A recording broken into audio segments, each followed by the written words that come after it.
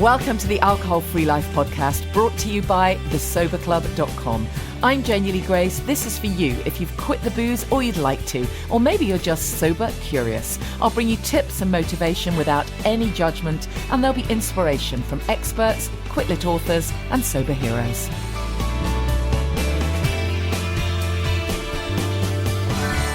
Hi, and welcome to the podcast. This is Janey Grace. I hope you're well.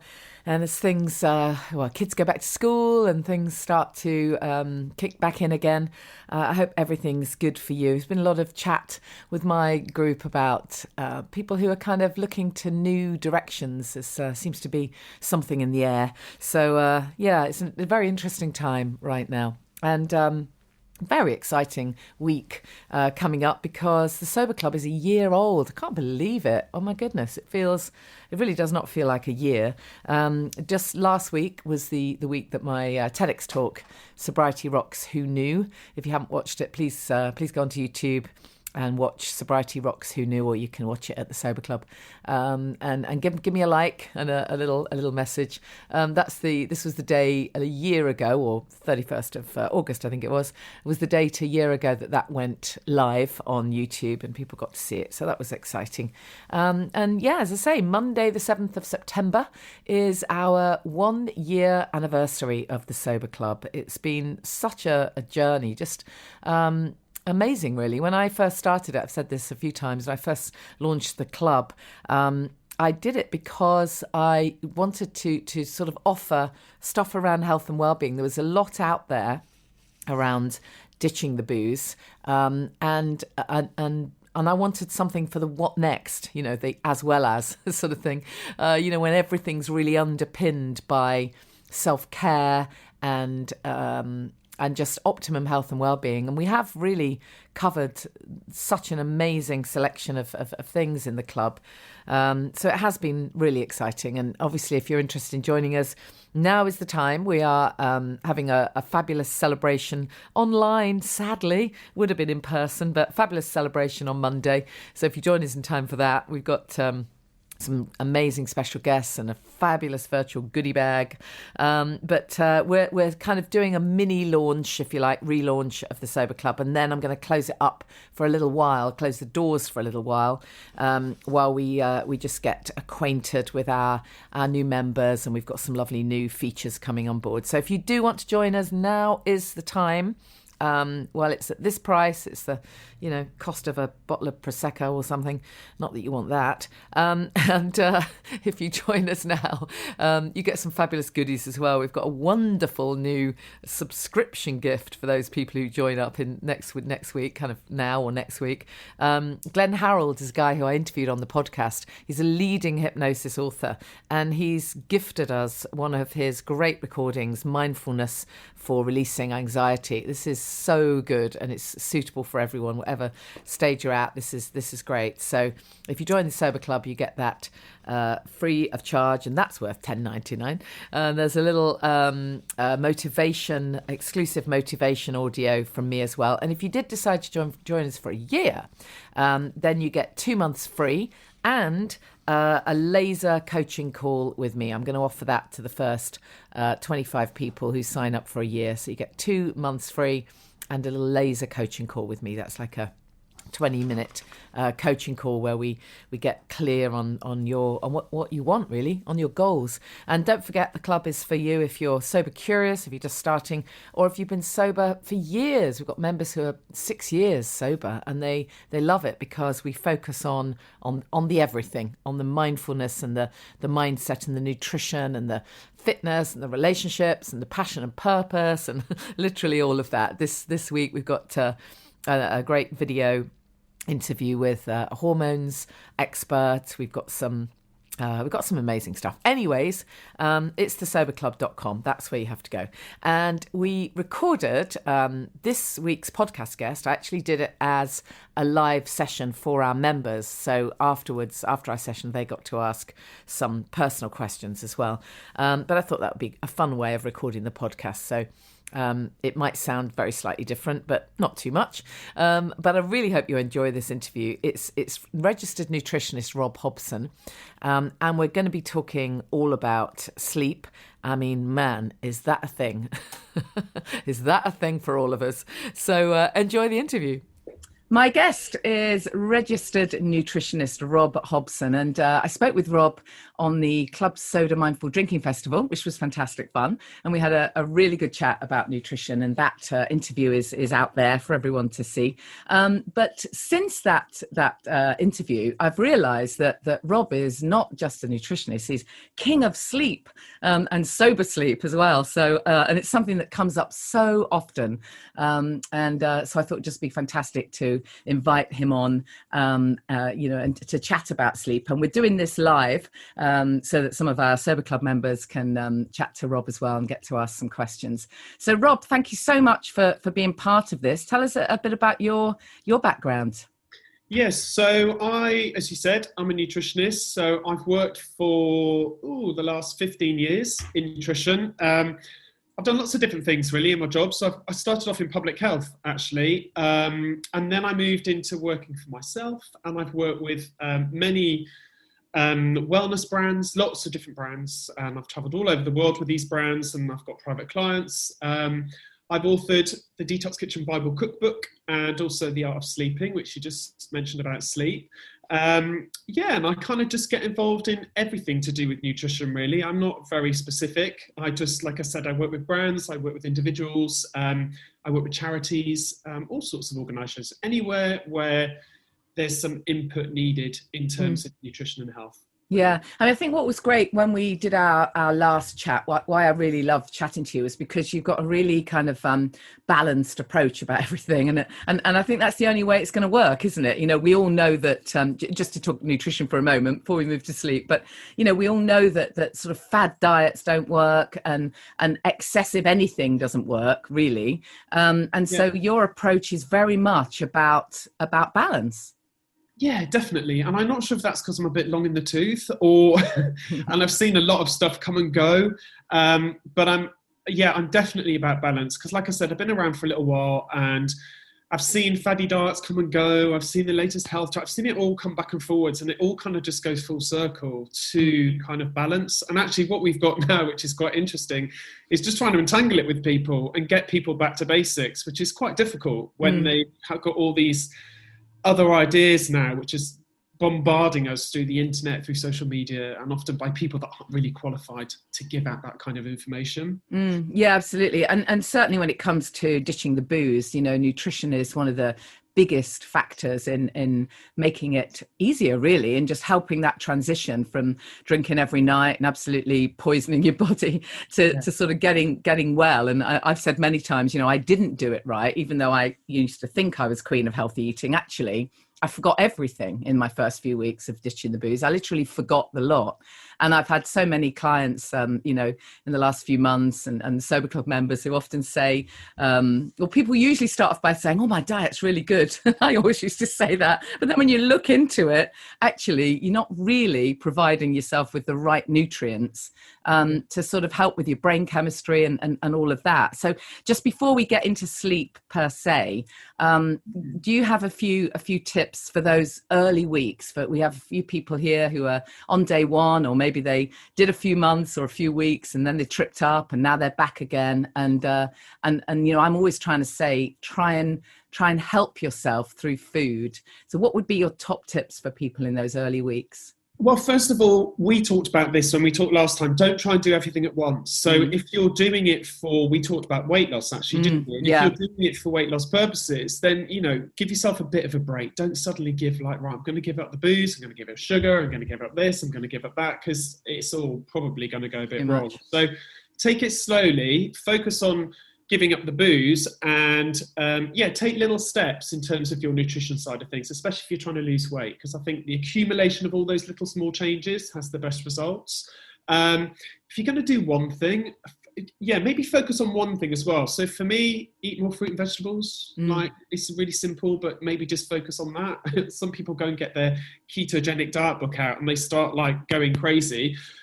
just give yourself a few little targets. I'm going to stop eating so much sugar. I'm going to eat more fruit and veg. It's really easy. It's going to have a benefit to your health, and that's just a nice change. Yeah. I think they're probably two of my things. Just don't do everything at once, and just make lots of small changes to start with to your health. Don't think you have to just go crazy on some sort of massive health kick just because you're giving up booze and you feel like that's what you should do. No, I agree. I think, as you say, to focus on what you're adding in rather than what you're taking away is great. So yeah, definitely. I mean, definitely focus on the positive and try not to focus too much on the negative. So let's get to sleep then. Your book, The Art of Sleeping, it is the thing that I think it kind of rocks people a bit, because I know that most of us, when we first stop drinking, we fully expect to suddenly have amazing sleep. It definitely didn't happen for me. It took weeks and weeks, and I was really fed up that this was the case. But I was really glad that I was able to read a little bit about it, because otherwise I'd have thought I was the only one. And one by one, people have told me that they have different issues. So can you just start by explaining why it is that our sleep is so disrupted? Maybe start by telling us why it's disrupted when we're drinking, and then why it's not perfect the minute we stop. Yeah, I mean, there are lots of reasons why we can't sleep. And actually, interestingly, I guess some of those reasons are also linked to our alcohol consumption. So a lot of people use alcohol as a sedative and to reduce anxiety, to help them to forget about things that are going on. But obviously, there are issues that can prevent you from sleeping. So, I mean, alcohol in itself, it can keep you awake, so it can dehydrate you. So it disrupts your sleep because you're going to make visits to the bathroom, probably. That's disruptive sleep. It affects your REM sleep, and this is the very restorative stage of sleep. So what happens when you drink is you suddenly go into a very deep sleep if you've had quite a lot to drink, but then it's a very cagey sleep. So you're not getting that REM, you're getting lots of deep, and then you go into REM sleep, and it's firing your brain into sort of overdrive, and you have that twitchy sort of just totally disrupted sleep. So alcohol is not going to be of benefit, basically, to help you sleep, but people still think it is. So I think the other thing is also the effect of how mentally on you when you've drunk. Some people give themselves a really hard time, and that is going to play on your mind, and that can also prevent you from sleeping. That side of things, you might think to yourself, why did I have that drink? I really didn't need it, and now I'm giving myself, crap, and that is on my mind. That's stopping me to sleep. So I think there could be countless reasons. Biologically and mentally. And you're right. We do have this perception that alcohol helps us sleep, don't we? We have this perception that, I need a drink to help me sleep. And yet we all know that actually the truth of it is we usually wake up at 3 a.m. or, as you say, absolutely hate ourselves. But also it makes you think it, because it makes you drowsy, right? So you think, right, if I'm going to get drowsy, it's going to make me to sleep. But like I said, you might fall to sleep, but you'll have a very disrupted sleep. Not always, but often. Yeah. Well. And so this other question then, part two of the question, when you do stop drinking, what's the process? Because, it can take a while. Obviously, it varies from person to person. But, certainly for some people, it can take several weeks before sleep it becomes kind of regulated. What's that all about? Is it kind of everything recalibrating? Yeah, I'm not entirely sure, to be honest. But I think part of it is breaking the habit.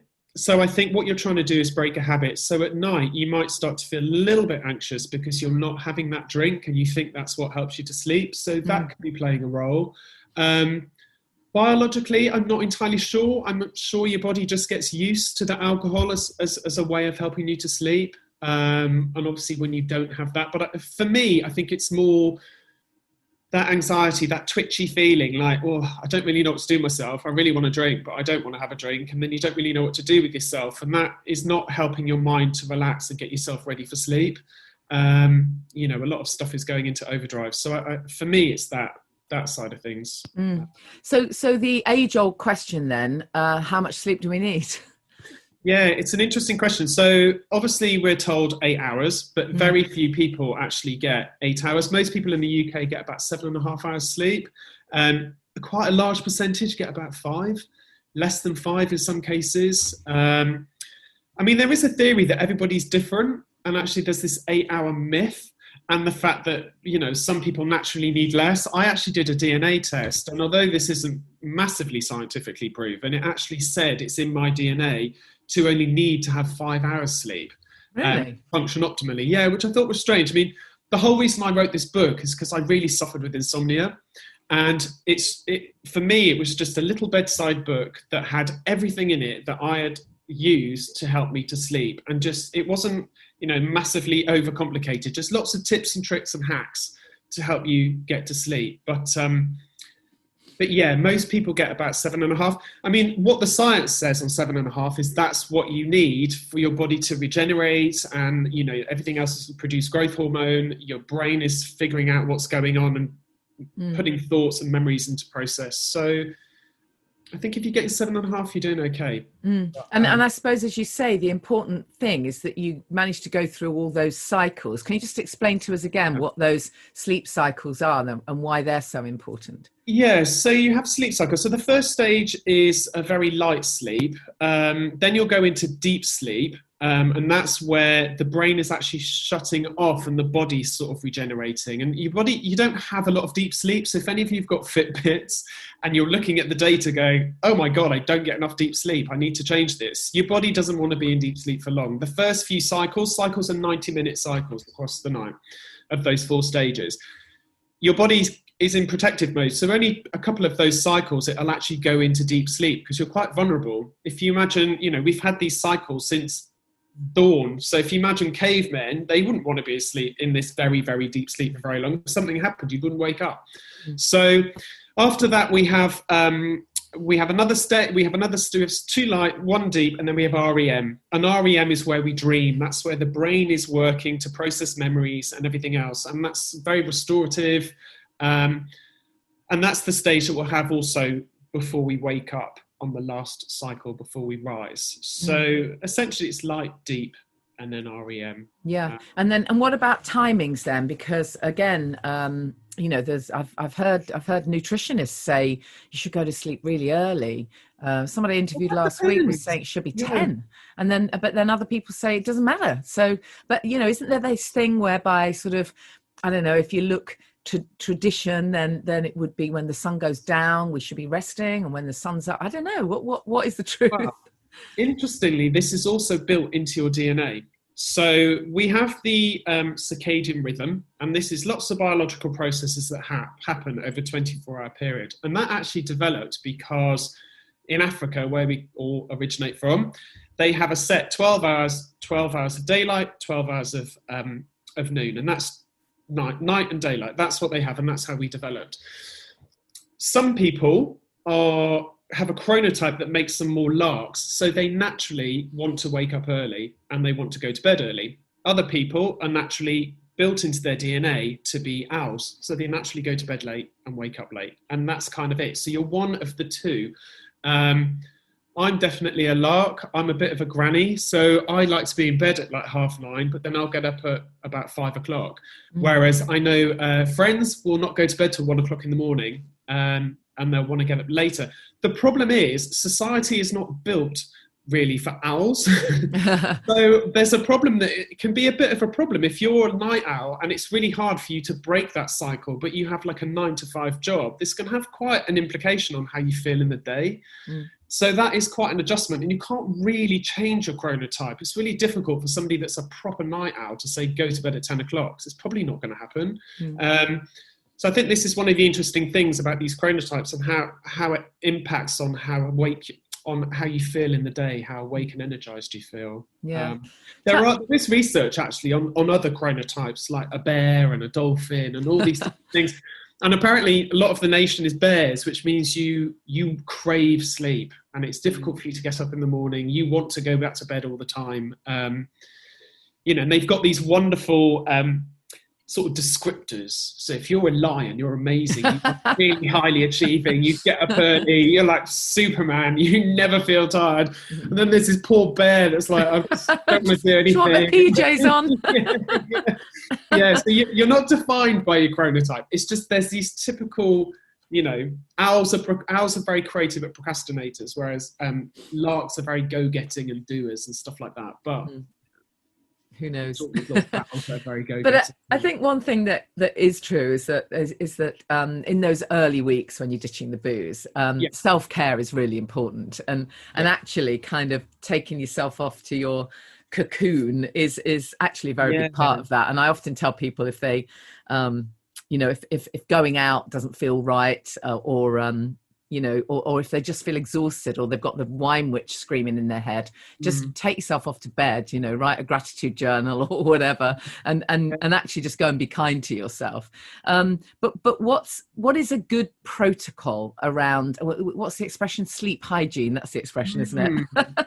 Tell us your top tips. Yes, so I called it BED in my book. I use this acronym BED, which is your behavior, your environment, and your diet. And I thought that, well, these three elements, if you could get those right, you could create your own sort of sleep ritual. I love that. So your behavior is kind of what you do before you, it's all related to sleep hygiene. So your behavior is kind of what you do before you go to bed. So are you watching your laptop with all that blue light, and is that stopping you? Because blue light stops you producing melatonin, and melatonin is the trigger for sleep. So are you doing that? Are you maybe doing other behavioral things that are keeping you awake? The environment is what you're talking about, your sleep oasis. And this was the biggest revelation for me. You could have said to me ages ago, oh, your bedroom needs to be X, Y, Z to help you to sleep. And I'd have been like, really? I don't, But since I've actually made changes to my room, I sleep much better. And it's keeping the room really cool, keep it really dark. I wash my bedding twice a week because I love that. I have the best sleep when I get into that lovely fresh linen smell of I put so much fabric conditioner in my bed, in my wash, because it just makes you feel really cozy, like when I go to bed. And the other thing as well, I keep it all really clean. Like your bedroom should just be for sleep. This is really obvious stuff. I always get told, I don't know why I'm telling people this, because everybody knows it, but people don't do it. So I think everybody knows what to do, but they don't do it. So my bedroom looks like a hotel room. I've got my bed, my side tables. I know there's nothing under the bed, which helps me to relax. And I know my wardrobes are clean inside, because anything can play in your mind when you're struggling with insomnia. Anything at all can get your mind working, focus on something. And actually that being really organized and having everything super clean and tidy and everything, for me, that was the biggest thing to help me to sleep. Because seriously, I'm a messy person, and my room looked like my wardrobes had just like vomited clothes everywhere, and I never cleaned them up like a teenager. But that was the biggest thing for me. So I think feeling really organized, rituals as well, the things you do, work out what it is that helps you to sleep. So do you have a chamomile tea before you go to bed? Do you have a bath and put your pajamas on a few hours before you go to bed? Do you eat at a certain time? I think when you get a routine and a pattern, that's the best thing you can do to help yourself to sleep. We do it with babies to sleep train them.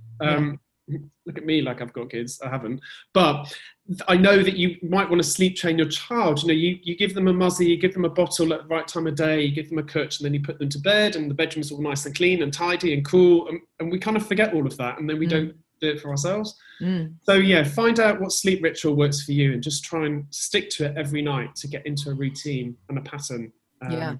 And take that away with you as well. Lots of people when you get to travel, I do things like I take a pillowcase away with me, because I like my nice pillowcases, and I take a candle because I like the smell of the candle I burn here, and it just helps me to relax, especially if it's something with work, like I'm traveling with work. And is it important to go to bed and get up at more or less the same time? Yeah, absolutely. That is the thing, and it's the thing you can do. Your circadian rhythm works like clockwork. So the best, if you can go to bed at the same time and wake up at the same time, you know that you're going to get into that lovely cycle. So, when you set your alarm, and it's really weird that you eventually don't actually need to wake up just before the alarm goes off on the dot, and it's really strange. And that is your circadian rhythm in perfect balance. That is you, literally, you've got it, you've nailed it.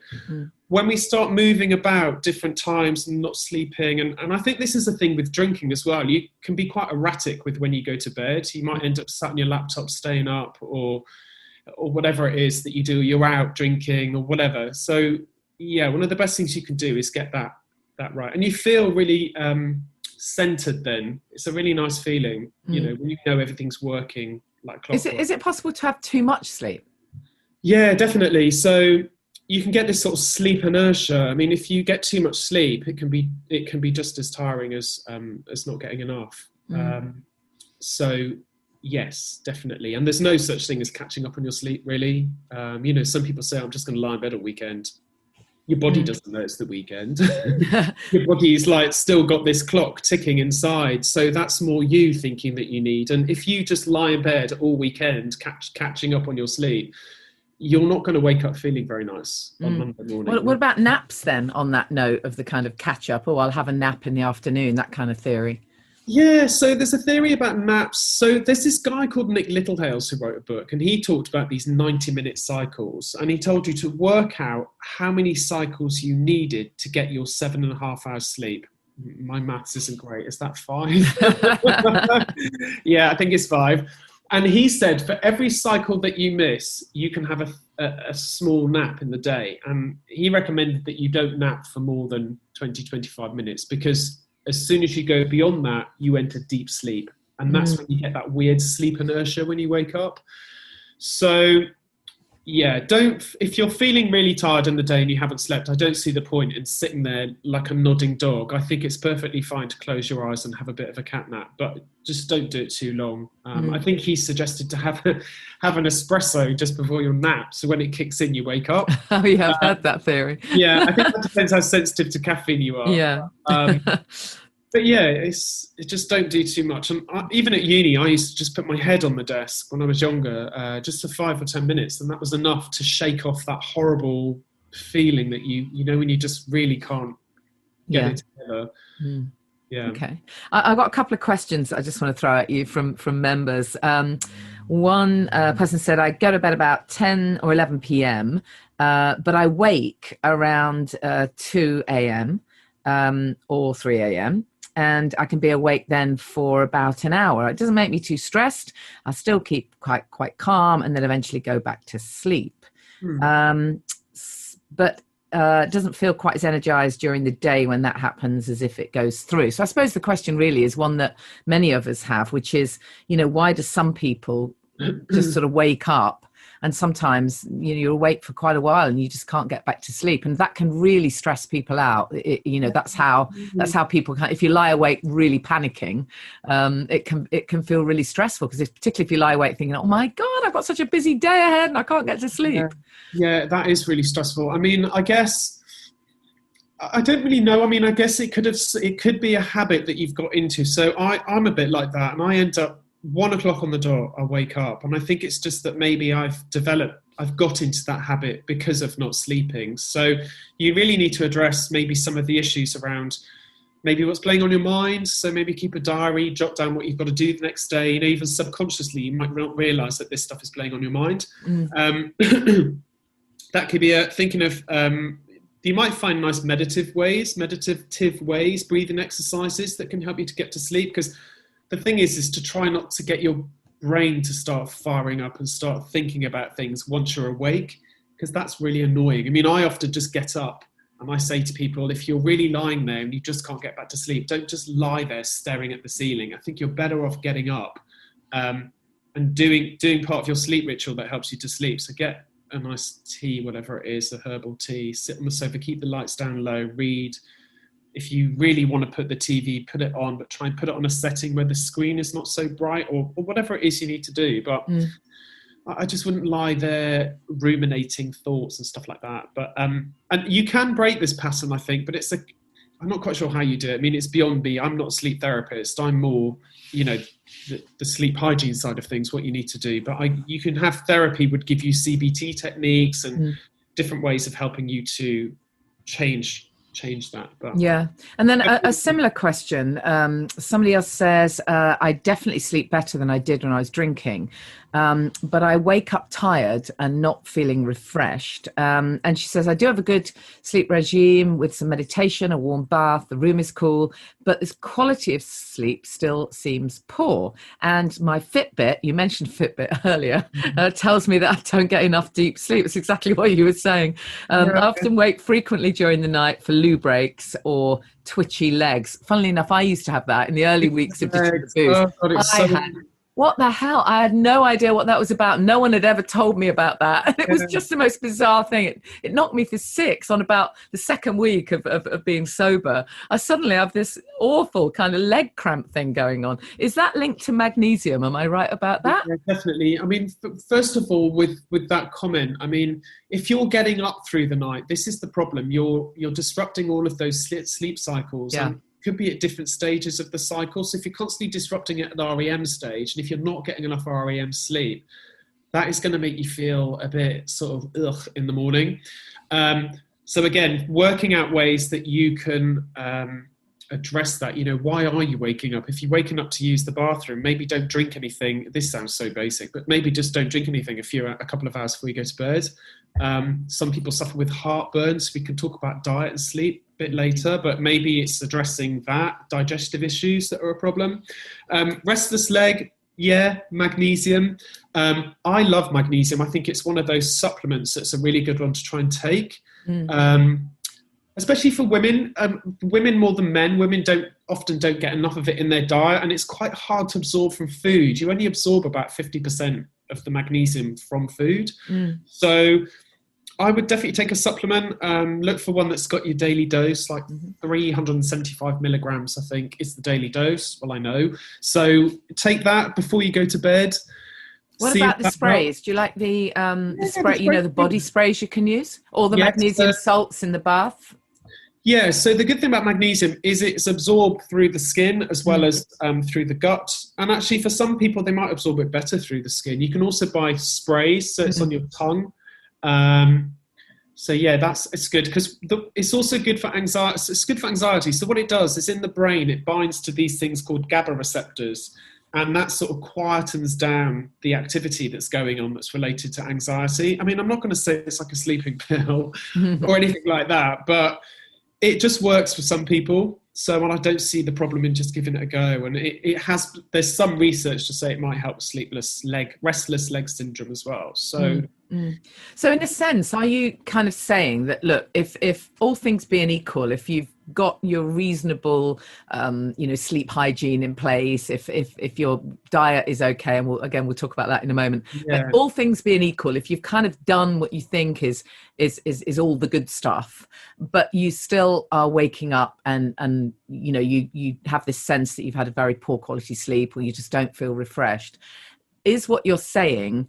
You need to then look at what else is going on. So what is the anxiety that might be going on? Is that kind of what you're saying? Yeah, definitely. And that's the point, that if you're really struggling, and my stuff's it's like top level stuff. It's the diet, it's the hygiene, it's the check boxes, right? Yeah. So beyond that, you could then maybe go and see a psychologist that deals with sleep, and that'll help you get deeper rooted to the issues that are really sort of, maybe it's a lot of anxiety. Anxiety is normally the biggest problem. Yeah, absolutely. And for whatever reason, whether it's, to do with family issues, it could be doing money issues, anxiety. So women during the menopause, anxiety, for me, when I see women during the menopause, is one of the biggest issues, that anxiety that comes with it. So that could be an issue. And I think that, psychologists can help you with that. There are people that specifically deal with sleep. If you really do have some form of insomnia, then it's essential. I would say it's essential that you go and see somebody to help you to deal with that. And they do like NLP coaching, NLP or CBD, it could be CBT coaching, to help you to teach yourself ways to get yourself back to sleep. Yeah. Okay. We've got one more question here, which I thought was really interesting. I think it might be Eleanor, who said, can you ask Rob about natural forms of melatonin? Now you mentioned, that melatonin obviously is what helps us to sleep. And Eleanor lives in France, and she's saying you can get a natural, like a herbal remedy, which contains lavender, St. John's wort, lemon balm, and also 9 milligrams, I think she says, or is that 1.9? Anyway, some melatonin. And that's an interesting one, because we'll talk about supplements and stuff as well. But in the UK, as you know, we can't buy melatonin over the counter. You can in the States. Yeah, you can. You can get those gummies, and believe you me, I've tried all of this stuff. I've had friends go every time they go to New York, come back with stacks for you. Yeah. Very flavored gummies. But the weird thing is, so melatonin is most of the evidence of melatonin is that it helps with jet lag. Yeah. So it helps you because you're working against your circadian rhythm, and what melatonin does is it triggers sleep. I'm not sure how effective it really is at helping you to sleep for longer. There's some research says it does, some research says it doesn't. But I think it's worth giving it a go. You can actually order that melatonin stuff. Can you? Yeah. But are you saying that might only be better for traveling or whatever, rather than on a kind of nightly basis? Yeah, I mean, I put it in my book, and then I read all this research afterwards, and I was like, oh, maybe it's not 100%, because like I said, it's more for jet lag, but I think the views are split. And I think it kind of does work for some, but I think the Bella melatonin, if you want to try it, I'd go to your doctors and get it prescribed, because I think that's much better than those gummies. Oh, they can do that, can they, in the UK? Yeah, you can get it prescribed, and I've actually had it prescribed, and it actually really did help my sleep, which is what made me think, well, all these people saying it doesn't work. Well, I actually found it quite useful. It helped me to get off to sleep, which was was beneficial. I mean, all those other herbs that your member was talking about are really useful. Lemon balm, lime leaf, lavender. Valerian is another one, isn't it? That people talk about. I love valerian, but it stinks. Absolutely. But there must be a form you can take it in that doesn't stink, surely. I had this tea that was actually okay, and it was this Elle Macpherson tea. She had a brand called Wellco. It's ridiculously expensive. I got given it by this PR, but it actually did help me to relax. It's the only one I've taken. It must have a very strong amount, because it comes from hops, valerian. And it did make me very relaxed. So I like valerian. You can get it in a capsule and stuff like that, tablets. But yeah, I think it's quite good. And I just think if you just the process of making a really hot mug of these sort of steaming herbs, and if you set the environment right, I think they're probably a bit more effective. Yeah, actually, there's a lovely one. There's a lovely one from There's a lovely one from Chuckling Goat. I don't know if you know that brand. They've got a lovely tea called Sing Me to Sleep, and it's like a proper tea, like proper kind of roots and leaves and flowers. It's lovely. So I quite often recommend that. So, but I think what you're sort of saying, I think in a way, is it's the thing that I bang on about all the time, which is, when people are giving up the booze, is you still want something nice. So it's that keep the ritual, change the ingredients. And in a way, you're saying the same thing, is create a little bit of ritual around, going to bed being an okay thing. Because I think otherwise we can get ourselves in a hell of a state, feeling so panicky that we're not going to be able to sleep, and then just sort of crashing out without any thought. But actually we do need to make it a bit of a self-care ritual, don't we? Yeah, and it's really nice actually. I mean, I love it. I have a bath. I've got everything. You love your bed, oils and the bed. Because if I have to make it that ritual to make it really inviting to go to bed. And when I walk into my room, it has to smell of lavender, and it's got to be really cool. Just one little light, and I need to go in and know that that is the place that I'm going to sleep, and it's really inviting. Otherwise, it's kind of game over. And that's. Yeah, and it's just not very nice, especially when sleep just goes completely awry. It's just the worst feeling. So. Yeah, and let's talk diet then. What helps nutritionally in terms of sleep? What foods? We hear about things like tryptophan, or what's in, and is it actually, does it really make a difference? Yeah, so food is there because there's lots of other stuff going on. Food plays part of that bed thing that helps you to sleep. So, I think it's not just the foods and the nutrients they contain, it's your food habits. So it's when you eat before you go to bed. It's, how you eat. If you rush your food down, indigestion is a big thing for a lot of people, and heartburn especially can prevent people from sleeping. So it's the types of food. You keep it really light at night. Heavy food takes longer to digest, and that produces more stomach acid, and that can cause heartburn. And promote heartburn in a lot of people. So you want to fix that, eating mindfully so that you're digesting your food properly. In terms of the nutrients, so you talked about tryptophan. So tryptophan is good. Tryptophan's a really small amino acid that has to fight its way up into the brain to make serotonin, which is converted to melatonin. That's found in things like bananas, oats, meats, fish, all those kind of foods. So if you had those foods at night, it's quite a good supper dish, I guess.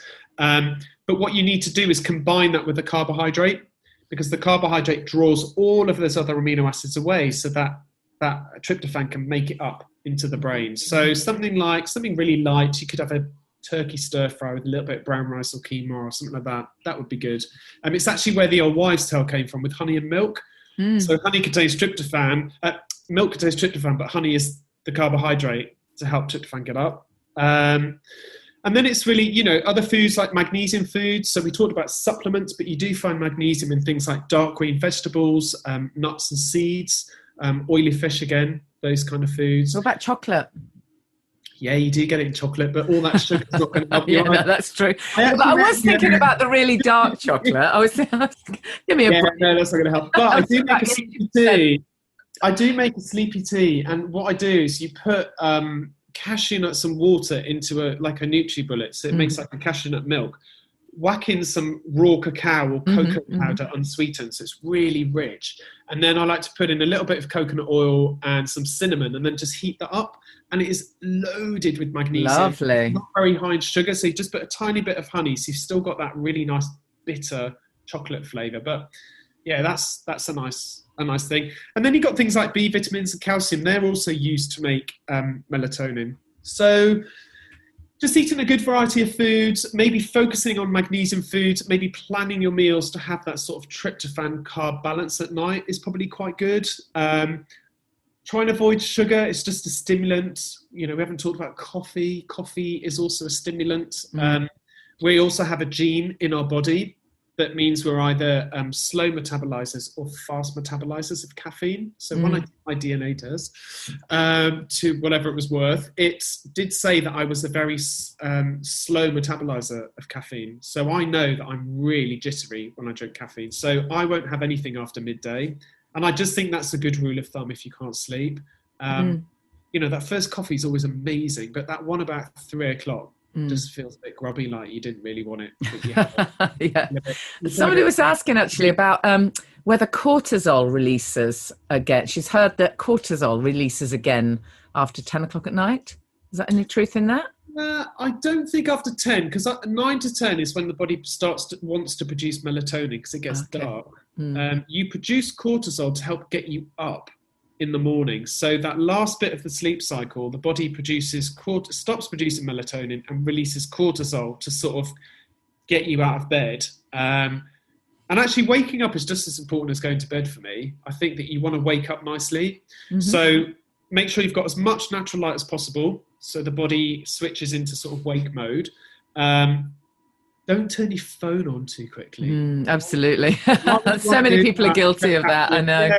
Before you've even landed of a morning, you're into everybody else's world, I know. Well, the phone thing is really weird. So, we're all addicted to our phones, but I think if you can leave it, I don't keep my phone on in the room, and I try not to look at it an hour before bed, because it stresses me out, because I start thinking about everything I need to do. And actually, you talked about cortisol.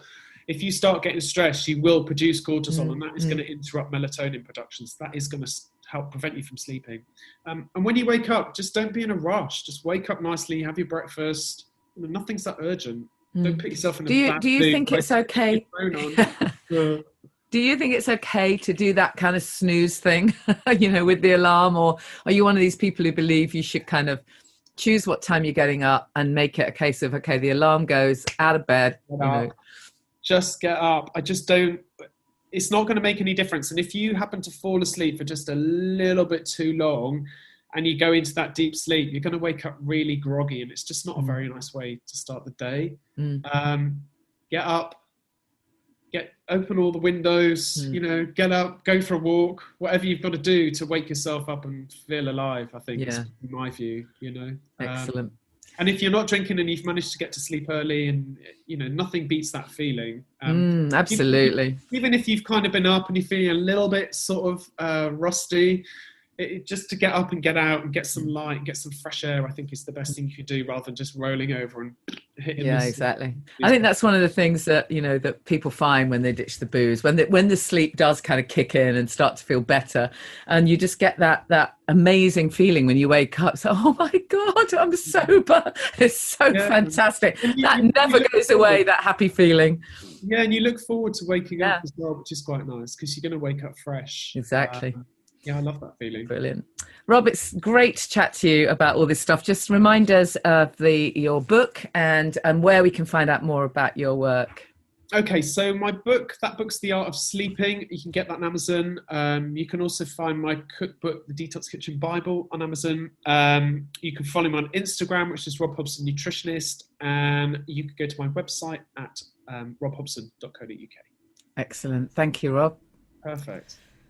So don't forget, if you do want to join us in the Sober Club, just go to thesoberclub.com. There is a membership fee, but it's a full membership portal and a very supportive community. And it's small. It's not one of those kind of big ones. It's really very small and very supportive. And we do have some amazing content. And there's an extra session with Rob, Q&A in there. And coming up on Monday, we have our big 1-year anniversary of the Sober Club. And we're going to have not one, but 2 amazing online parties with some very special guests. Check it all out anyway at thesoberclub.com. Meanwhile, we've got some really cool competitions right now, because some of you know that I run the Platinum Awards for natural products and services.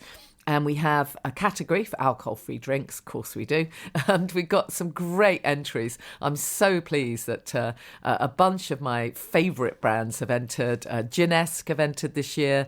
Sipling are in there, Naughty, Liars. I've just done a lovely blog post for Liars, just talking about some of their amazing. I mean, I've yet to sample every flavour, but they're just incredible. Going to be bringing you a podcast with Mark from Liars as well. They're such a unique brand, so you can win most of these along with other health and wellbeing products. So if you have a look at thesoberclub.com, there's a blog post there. If you can't find it there, have a look at the show notes and I'll link you directly to where these competitions are. I mean, you've got to be in it to win it, right? It's got to be worth a try.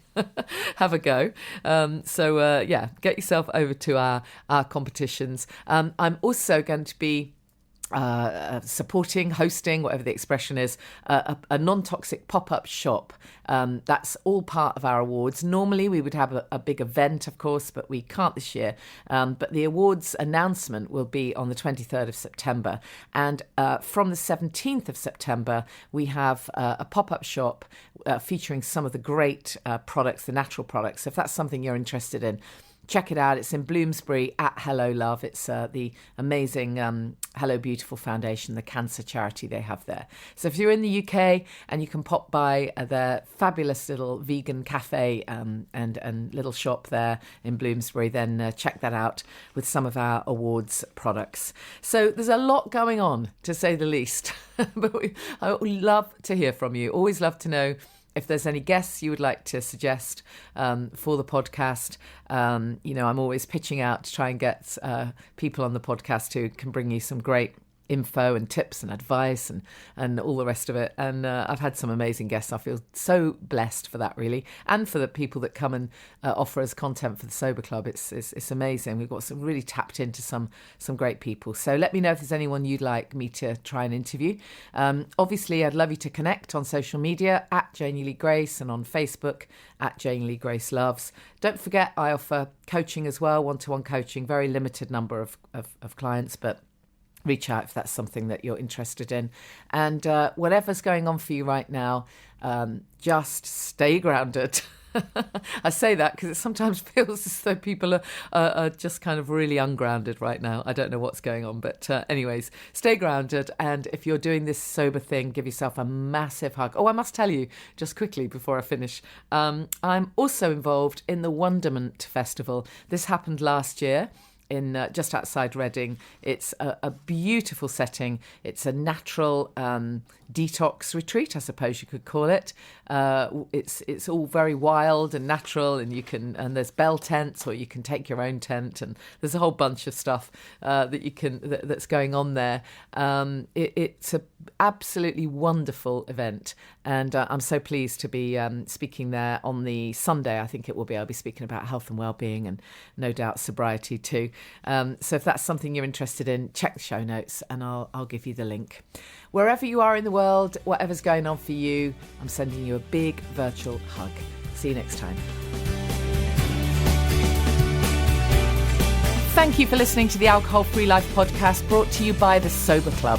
Please rate and review. And if you want support, accountability and inspiration, and you want to live your best life without the booze, check out thesoberclub.com.